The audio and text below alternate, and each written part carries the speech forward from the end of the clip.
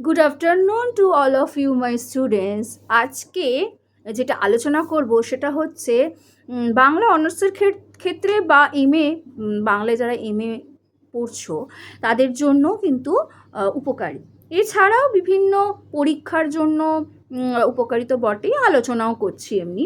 যেমন দেখো, এখানে আমরা জানি যে আমাদের বাংলা ভাষার 5টা প্রধান উপভাষা আছে। টোটাল 5টি উপভাষা আছে বাংলার, 5টি প্রধান উপভাষা, আর সেগুলোর অবস্থান সম্পর্কে আজকে একটু জেনে নেব। দেখো, প্রথমত বাংলা ভাষার প্রথম উপভাষা হচ্ছে রাঢ়ী। রাঢ়ী উপভাষা। 2 হলো বঙ্গালী, 3 হলো বরেন্দ্রী, 4 ঝাড়খণ্ডী, 5 হচ্ছে কামরূপী বা রাজবংশী।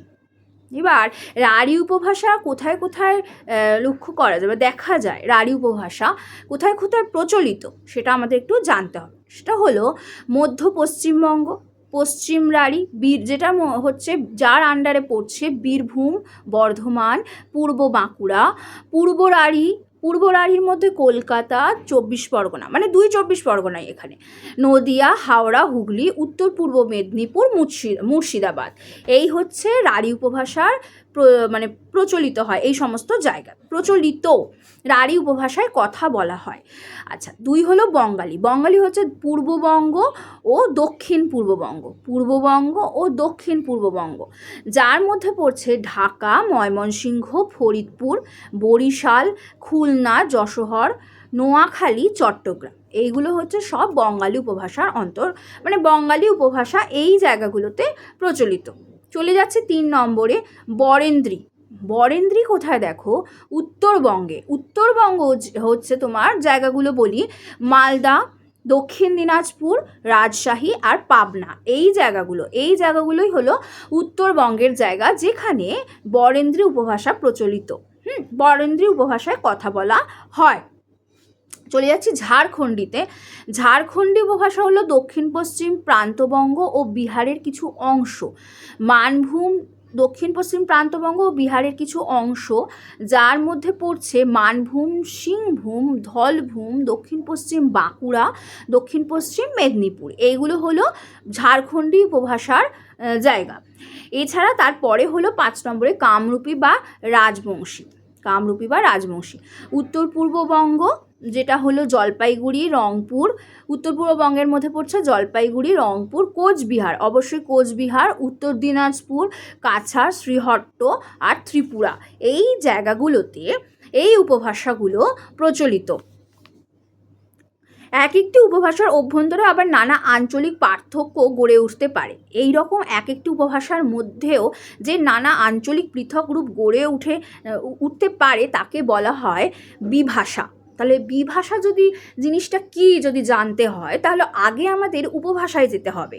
উপভাষায় যখন যাব তখন দেখতে পাবো তার মানে আমাদের আগে ভাষায়, প্রথমে আমরা চলে যাব ভাষায়, তো ভাষায় যাব, তারপর উপভাষায় যাব, তারপর বিভাষা পাবো।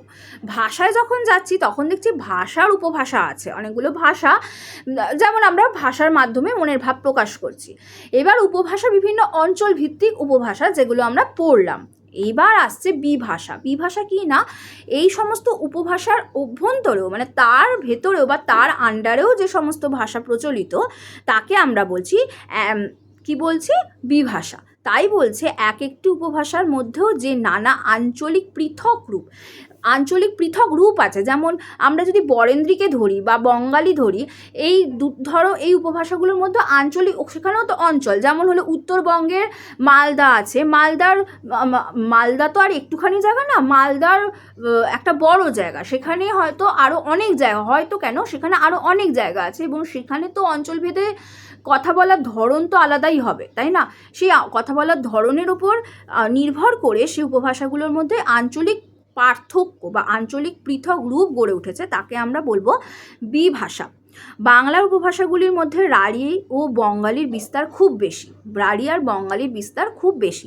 এই জন্যে রাঢ়ী ও বঙ্গালী দুয়ের অভ্যন্তরে একাধিক বিভাষা লক্ষ্য করা যায়।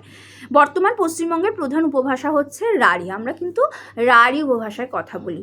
রাঢ়ী উপভাষা আমাদের যেহেতু পশ্চিমবঙ্গে রাঢ়ী প্রচলিত এবং পশ্চিমবঙ্গের মধ্যে আমাদের বিভিন্ন ডিস্ট্রিক্টগুলো যদি দেখি, যেমন আমরা যদি দেখি হাওড়া, হুগলি, 24 পরগনা, এই যে ডিস্ট্রিক্টগুলো আছে সেখানে যদিও মোটামুটিভাবে রাঢ়ির যেমন পশ্চিমবঙ্গের মধ্যে আর কি হাওড়া, হুগলি, আরও যে সমস্ত জায়গাগুলো আছে, ভুল বললাম বোধহয় একটু, যাই হোক ঠিক করে নিও, প্রধান উপভাষা রাঢ়ি। যদিও মোটামুটিভাবে রাঢ়ির দুটি প্রধান বিভাগ আছে, একটা হচ্ছে পূর্ব পশ্চিম, দুটো ভাগ থাকছে, রাঢ়ির দুটো ভাগ থাকছে, একটা হলো পূর্ব আর দুই হলো পশ্চিম।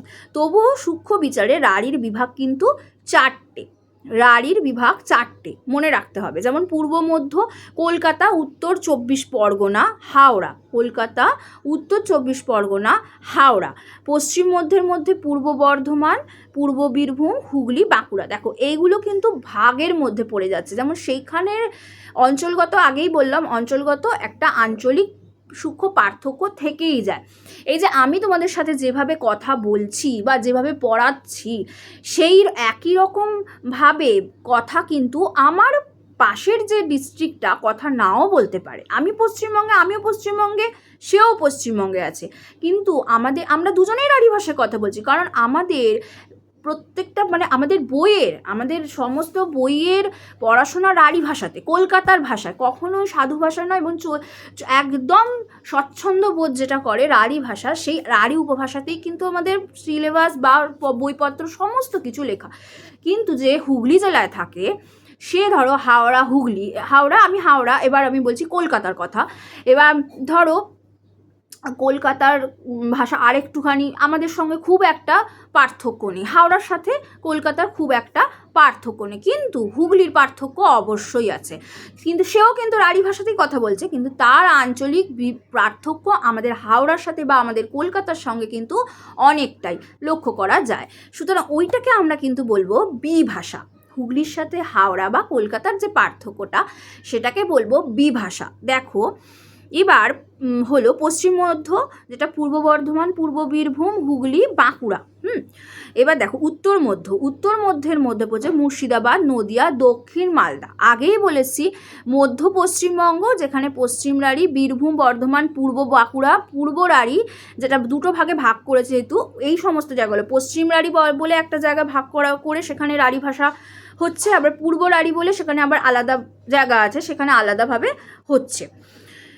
আচ্ছা, এইখানে জায়গাগুলোকে ভাগ করা হয়েছে। দেখো দক্ষিণ মধ্য, উত্তর পূর্ব মেদিনীপুর, দক্ষিণ 24 পরগনা, যেটা হলো ডায়মন্ড হারবারের দিকে। দক্ষিণ 24 পরগনা, ডায়মন্ড হারবার, একদম দক্ষিণ 24 পরগনা নিচের দিকে ডায়মন্ড হারবার। পূর্বে বঙ্গালী দুটি বিভাষা ছিল, বিশুদ্ধ বঙ্গালী, যেটা হলো ঢাকা, ফরিদপুর, ময়মনসিংহ, বরিশাল, খুলনা, যশোর। এইগুলো সব আমরা বাংলাদেশের দিকে পাচ্ছি, ঠিক আছে? বাংলাদেশের দিকে যে বঙ্গালী, বিশুদ্ধ বঙ্গালী, ঢাকা আমাদের বাংলাদেশে, ফরিদপুরও বাংলাদেশের, ময়মনসিংহ, বরিশাল, খুলনা, যশোর, এগুলো সবই কিন্তু আমরা বাংলাদেশের পাচ্ছি। বাংলাদেশের ডিস্ট্রিক্ট বলি বা জেলা বলি। এবং চাটিগ্রাম আমাদের হচ্ছে চট্টগ্রামকে বলা হয়, চট্টগ্রাম ও নোয়াখালী, এই দুটো জায়গা। এখন এই দুটি বিভাষার মধ্যে পার্থক্য এত বেশি যে চট্টগ্রামের উপভাষা ঢাকার লোকে প্রায় বুঝতেই পারে না। এই দেখো আমাদের যদি ধরে নিই হাওড়া কলকাতার মধ্যে খুব একটা পার্থক্য নেই, একদমই বলতে গেলে পার্থক্য নেই, খুব একটা কথাটাও ভুল কথা, একদমই পার্থক্য নেই। কিন্তু আমরা হুগলিকে যদি পাশে রাখি, আর সেখানে যদি হাওড়ার কলকাতার যদি কেউ কলকাতা থেকে বা হাওড়া থেকে যদি কেউ থাকে, তখন দেখতে পাবে যে সেখানে কিন্তু বিস্তর পার্থক্য। কেমন পার্থক্য? তার কথাবার্তার অনেক কথাবার্তার থ্রোয়িংয়ের পার্থক্য আছে, কথাবার্তার টানের পার্থক্য আছে, কথাবার্তা অনেক অনেক কিছু পার্থক্য আছে, ভাষার পার্থক্য আছে। যে ভাষাগুলো যেগুলো আমরা জানি যে কলকাতা বা হাওড়ায় যেটা প্রচলিত, কোনো একটা সবজি ধরো বা কোনো একটা অন্য কোনো জিনিস, সেটা আমরা বলছি, কিন্তু ওরা অন্য কিছু বলছে, এবার ওই একই সবজিকে ওরা অন্য কিছু বলছে, ঠিক আছে?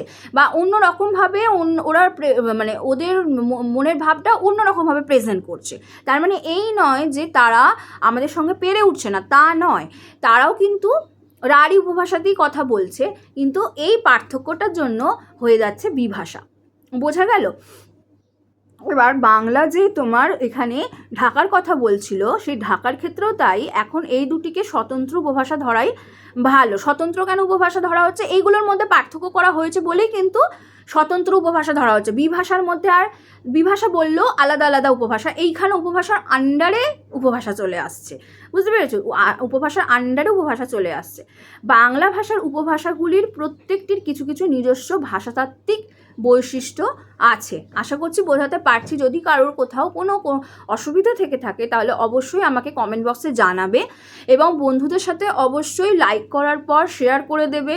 ভিডিওর বেল আইকনটা দিয়ে রাখবে, প্রত্যেকটা ভিডিওর জন্য বেল আইকন দিয়ে রাখবে। চেষ্টা করব যে আরও ভিডিও ছাড়ার, চেষ্টা করব লাইভ ভিডিও করার, ঠিক আছে? তোমাদের প্রয়োজনগুলো আমাকে জানাবে অবশ্যই, সাবস্ক্রাইব করে রাখবে। আর দেখো, বাংলা ভাষার উপভাষাগুলোর প্রত্যেকটার কিছু কিছু নিজস্ব ভাষাতাত্ত্বিক বৈশিষ্ট্য থাকে।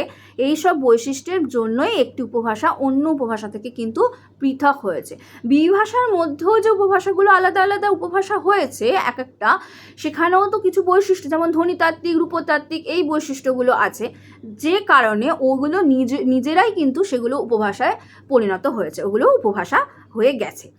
তা আশা করছি বোঝাতে পেরেছি যে চট্টগ্রামের উপভাষা আর ঢাকার উপভাষা কিন্তু আলাদা। এই দুটোর জন্যই কিন্তু হচ্ছে বিভাষা। এই বিভাষা ব্যাপারটা কি, সেটা এইভাবেই আমি তথ্য পরিবেশন করলাম। বিভাষা আশা করি বোঝা গেছে। তো আজকের ভিডিও এই পর্যন্তই, পরের ভিডিওর জন্য অপেক্ষা করো। ধন্যবাদ।